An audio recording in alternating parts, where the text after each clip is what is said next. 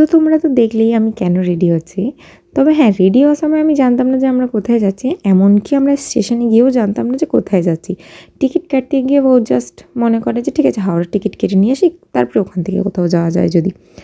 তো আমরা চলে আসি হাওড়ায়। তারপরে আমরা এখানে দাঁড়িয়ে দাঁড়িয়ে বেশ খানিকক্ষণ ভাবি যে আমরা কোথায় যাব এরপরে। তারপরে ঠিক করা হয় যে আমরা প্রিন্সেপ ঘাট যাব। তবে আমার মনে হয় ঠিকই ডিসাইড করা হয়েছে, কারণ ভিউটা একবার জাস্ট দেখো, এত ক্লিয়ার, সামনে কিছু নেই, জলটাও এত পরিষ্কার, মানে ভীষণ সুন্দর লাগছিল।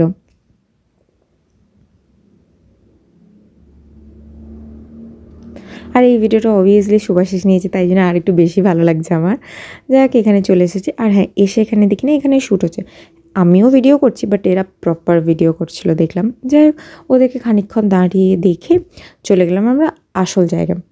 তো ওখানে পৌঁছে যেটা মনে হলো যে আমাদের এত দূর থেকে প্রিন্সেপ ঘাটে যাওয়া সত্যি বলতে সময়টা নষ্ট, কারণ একবার জন্যই ঠিক আছে, কারণ ওখানে গিয়ে বসে গল্প করার জন্য যাওয়াটা আমাদের কাছে একদমই ঠিক না, কারণ এতটাই দূর। তো আমরা ওখানে বেশ কয়েকটা ছবি তুলে আসল যে জায়গাটা, বিখ্যাত জায়গা যেখানে ভোরে ভোরে প্রি ওয়েডিং শ্যুট হয়, আমরা সেখানে গেলাম। আর আমাদের সেদিন কী সুন্দর ভাগ্য, আমরা সেদিনে দেখতেও পেলাম প্রি ওয়েডিং শ্যুট। এখানে শুধু প্রি ওয়েডিং শ্যুট না, এখানে ক্যামেরা ট্যামেরা নিয়ে এসে এমনিও মানুষজন ছবি টবি তুলছে। তো ভাবলাম আমরাই বা কেন বাদ যাই। তবে আশেপাশে ফোনেই খুব সুন্দর ছবি তোলে, তাই আমার সুন্দর সুন্দর ছবি তুলে দিলাম। তারপরে আমরা খাওয়া দাওয়া করেছি, ওটা অন্য একটা ভিডিওতে আসবে। ও হ্যাঁ, সেই দিন আমাদের ভাগ্যটাও ভালো ছিল আর টাইমিংটাও ভালো ছিল।